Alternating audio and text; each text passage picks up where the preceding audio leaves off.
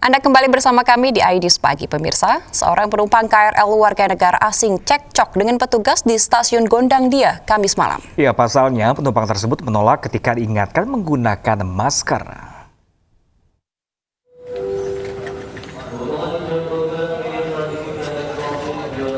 Petugas keamanan stasiun Gondangdia menegur pria asing penumpang KRL yang tidak menggunakan masker di stasiun KRL Gondangdia. Bukannya patuh, pria tersebut malah menunjuk-nunjuk petugas sembari menunjukkan kertas berupa dokumen yang menyatakan dirinya negatif COVID-19.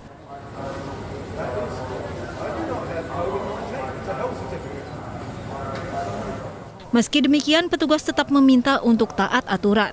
Pria tersebut malah nekat mendorong petugas, meminta petugas menjauhinya. Situasi semakin panas setelah 3 petugas memaksa pria tersebut memakai masker sebelum naik KRL. Pria warga negara asing yang tidak diketahui identitasnya akhirnya mengalah dan menggunakan masker. Dia dari mana, negara mana? Tadi di bawah udah kita arahin. Terus keluar tiket, pakai masker, dibuang lagi. Ini masker kedua. Dia kenapa nggak mau pakai masker?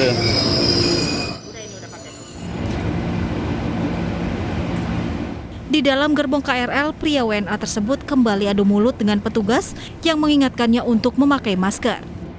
Situasi mereda setelah pria tersebut turun di stasiun Cikini. Dari Jakarta, Tim Liputan iNews melaporkan. Sementara itu, pemirsa, seorang pemuda cekcok dengan petugas pendisiplinan masker di kawasan Pasar Senen, Jakarta Pusat. Pemuda tersebut menolak diberi sanksi karena merasa memiliki masker. Bener dipakai di hidung, Pak, di mulut, bukan di sini. Bapak kalau ada petugas baru.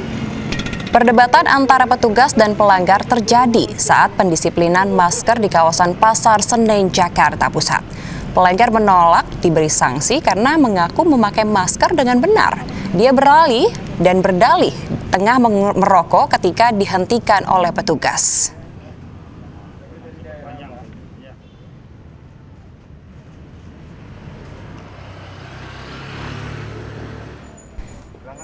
Petugas gabungan dari Satpol PP, TNI, dan Polri menggelar razia masker di permukiman warga di Kelurahan Cipinang, Campedak, Jatinegara, Jakarta Timur. Dalam razia, petugas masih menemukan warga melanggar. Pelanggar diberi sanksi sosial menyapu jalanan di area permukiman. Meski masih ada, namun para pelanggar penggunaan masker di ibu kota mulai menurun. Petugas akan terus melakukan razia selama masa PSBB hingga 11 Oktober mendatang.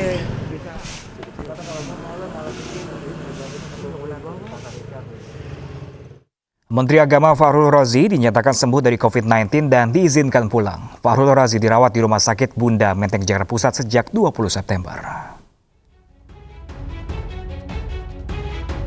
Kabar baik datang dari Menteri Agama Fahrul Razi yang sudah dinyatakan sembuh dari COVID-19.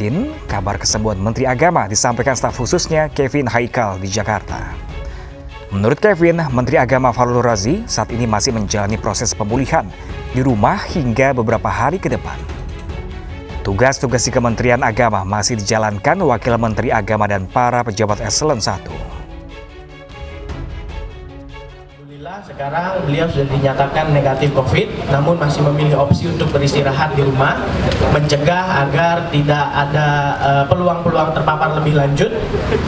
Atas opsi tersebut, kami masih bersepakat di jajaran Kementerian Agama, sementara waktu tugas masih dilaksanakan oleh Pak Wakil Menteri Agama bersama dengan para PLT Sekjen dan Dirjennya.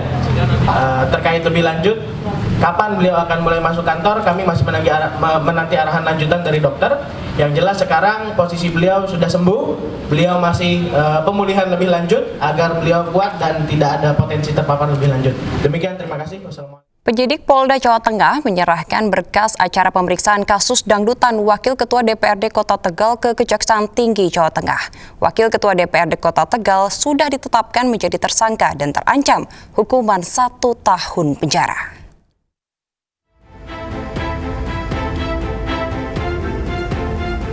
Wali Kota Tegal Wasmat Edi Susilo kini menyandang status tersangka gara-gara menggelar pesta dangdut dalam acara pernikahan dan hitanan anaknya. Wasmat sendiri enggan berkomentar mengenai kasusnya saat dimintai keterangan usai studi banding masalah perparkiran di Cimahi, Jawa Barat bersama 12 anggota DPRD lain. Wasmat langsung bergegas menuju mobilnya saat akan diwawancarai wartawan. Sementara penyidik Polda Jawa Tengah telah menyerahkan berkas acara pemeriksaan tahap 1 kepada Kejaksaan Tinggi Jawa Tengah.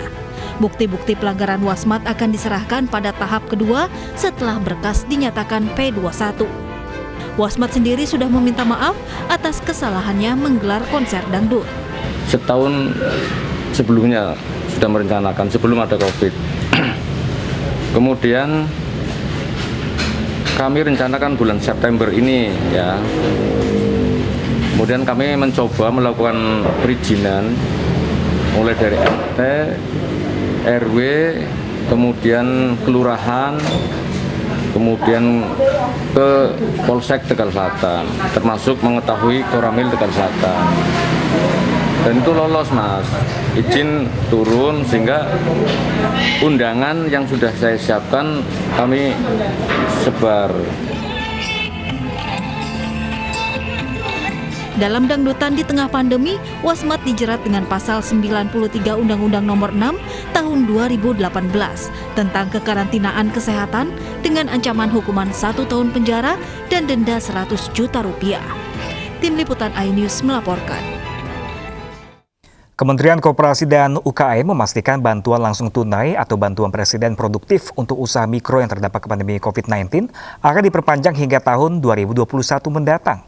Pemerintah beralasan ekonomi nasional pada kuartal 1 tahun 2021 masih akan melambat.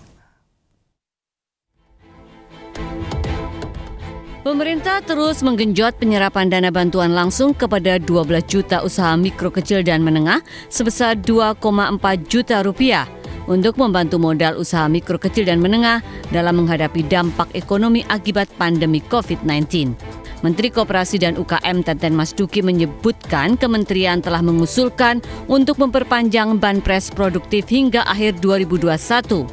Lantaran perekonomian pada kuartal 1 tahun mendatang diprediksi belum stabil. Apalagi saat ini serapan banpres produksi baru 74%.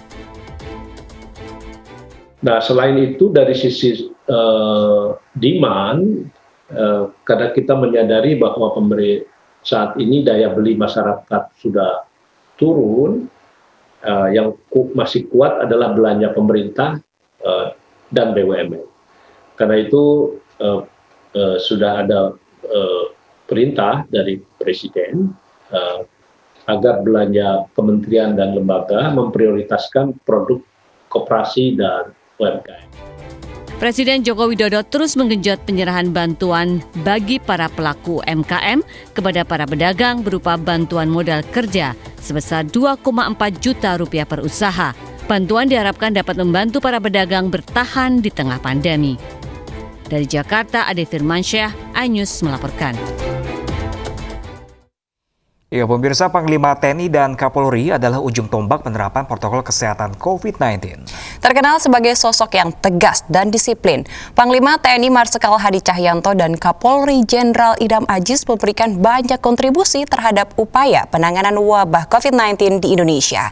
Atas dedikasinya tersebut, Panglima TNI Marsikal Hadi Cahyanto dan Kapolri Jenderal Idam Aziz terpilih menjadi salah satu nomine di ajang Indonesia Award 2020 kategori tokoh publik. Disiplin menerapkan protokol kesehatan, kunci pencegahan penyebaran virus corona. Pentingnya penegakan disiplin itu membuat Presiden Joko Widodo mengeluarkan instruksi Presiden nomor 6 tahun 2020 tentang peningkatan disiplin dan penegakan hukum protokol kesehatan dalam pencegahan dan pengendalian COVID-19.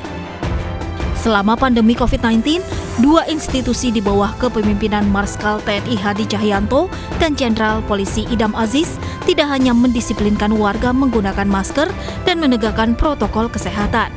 TNI Polri juga membangun dapur umum sampai menyediakan tenaga medis selama penerapan pembatasan sosial berskala besar di sejumlah lokasi di Indonesia. Survei Indikator Politik Indonesia akhir Juli lalu menyebutkan tingkat kepercayaan publik terhadap TNI Polri mengalami peningkatan cukup signifikan. institusi TNI menempati posisi tertinggi dengan tingkat kepercayaan 88%. Sementara institusi Polri berada di peringkat ketiga dengan tingkat kepercayaan 75,3%. Mayoritas responden menilai kinerja TNI dan Polri dalam menjaga keamanan selama masa pandemi COVID-19 sangat kompak, dengan tingkat kepuasan publik mencapai 81%. Pemirsa, politikus senior Amin Rais membentuk partai baru bernama Partai Umat. Informasi selengkapnya sesaat lagi, tetaplah bersama kami.